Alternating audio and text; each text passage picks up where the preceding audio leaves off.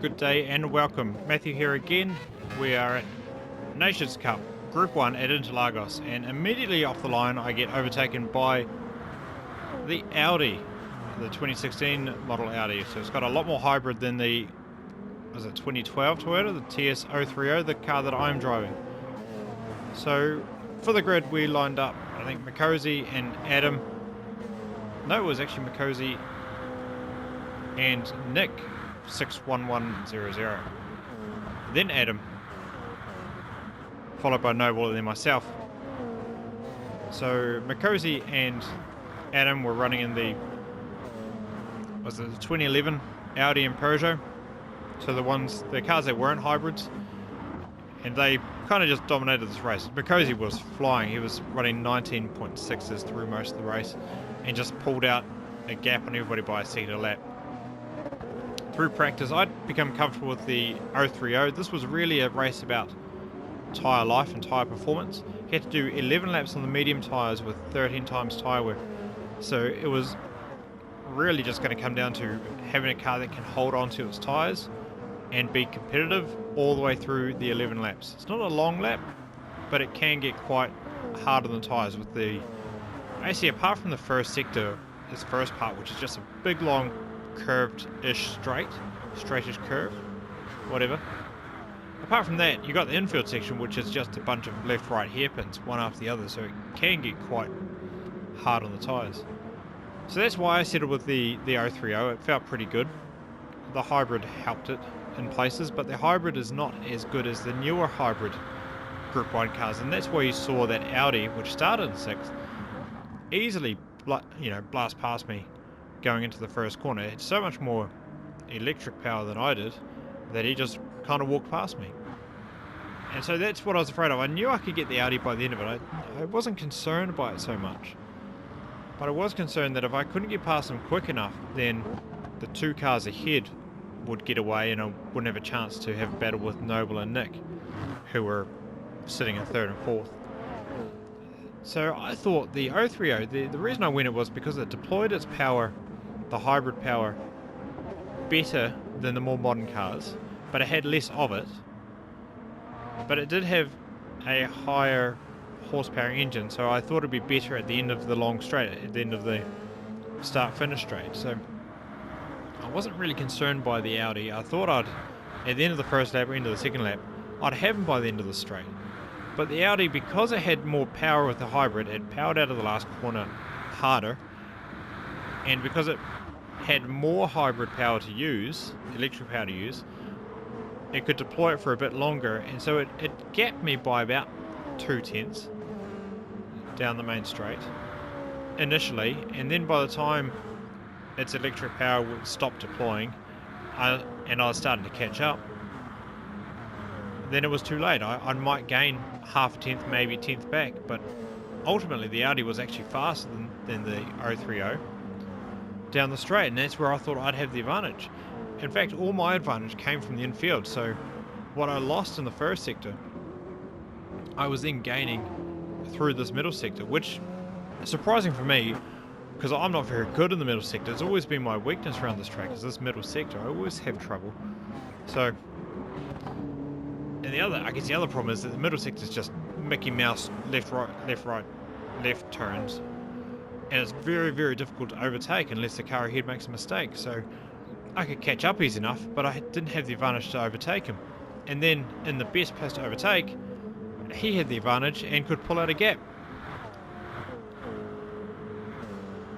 So I was in for a bit of a long race, and I was a bit concerned if I could do it or not, and do it in enough time to actually catch up to Noble and Nick in 4th and 3rd.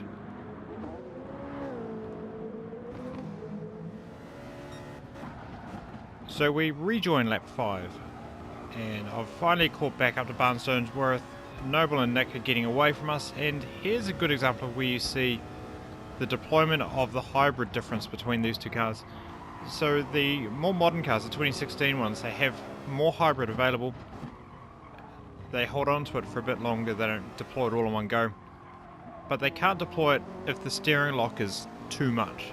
So that's their weakness around this track, because a lot of the acceleration zones, you've got your steering lock on quite high, you turn the wheel quite, all the way to the left to the right.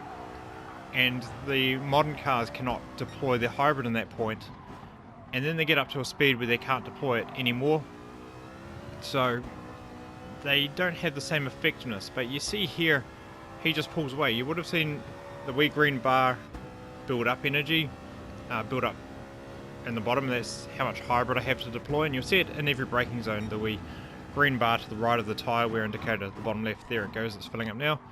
So my car, it builds up very quickly and then deploys very quickly. His car builds up slower, but then deploys it slower and is more powerful. There's more power afforded to them.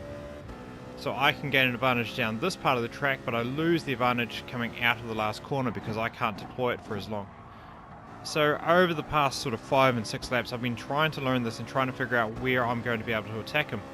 And through that corner as well, because even though it's an acceleration zone, he's turning his wheel to the left. That car won't deploy the hybrid at that point,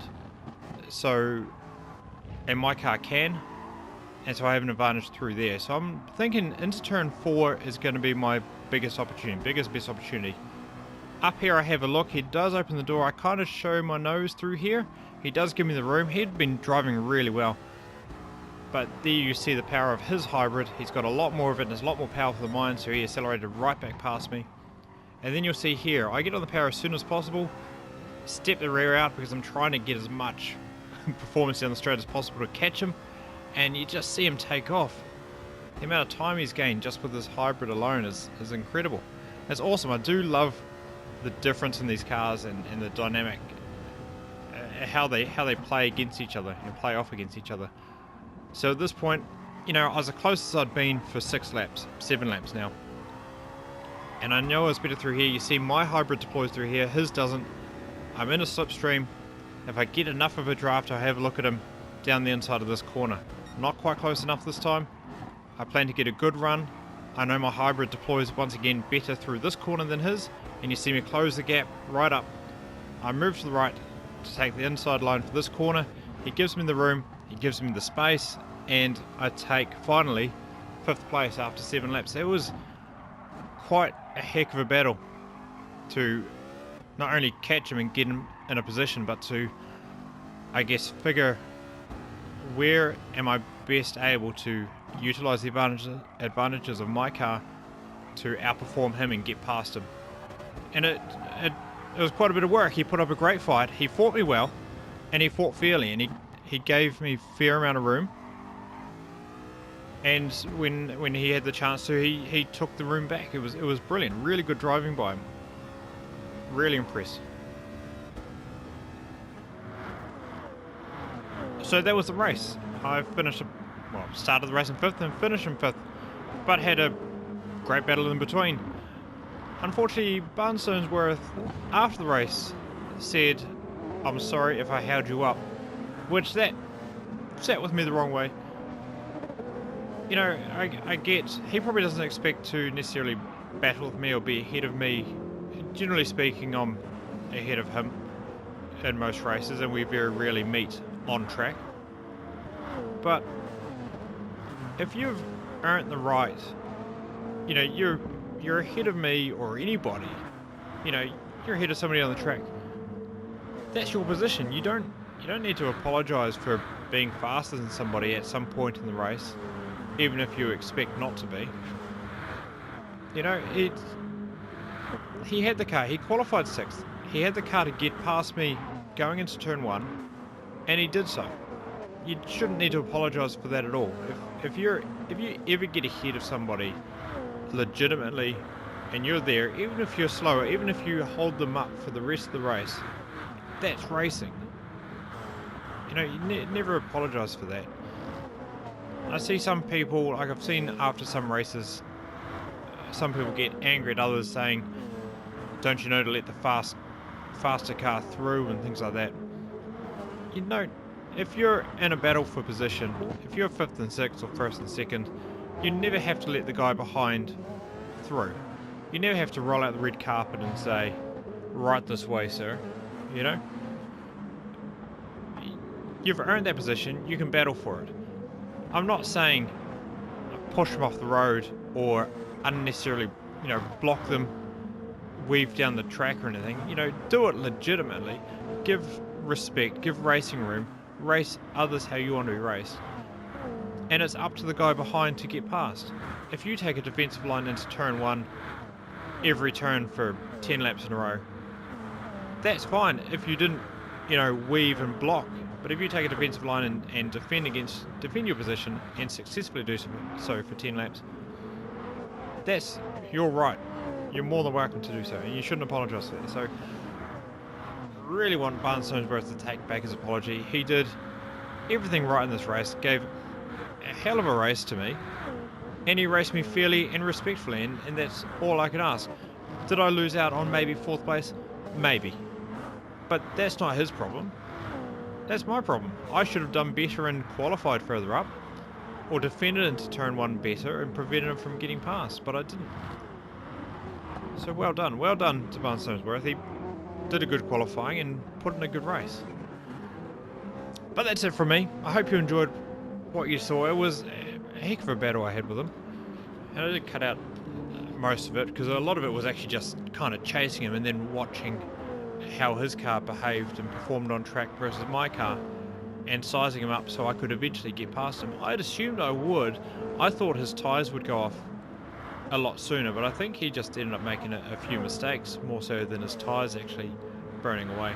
But he put up a good race. But as I said, I hope you enjoyed that. I lost my train of thought. I've got to do this live because the replay corrupted, and I can't just skip back. And if I skip back, I've got to do this whole thing again. So I'm not going to. I'm just going to rant for a bit, and hopefully you've forgotten about that awkward pause. And I can just say, if you like what you see, hit the subscribe button, share this with your friends and family. If you want to see these races live, my Twitch link is in the description below, so click that link and come follow me there. Otherwise, it's good to be back. I had a bit of a break on Wednesday with work. I had to work a bit later, so I missed out on the Wednesday night races. So we're back again, back into the groove of things. Feels good. And hopefully you'll see more of this in the near future. And until next time, thank you for watching, and bye-bye.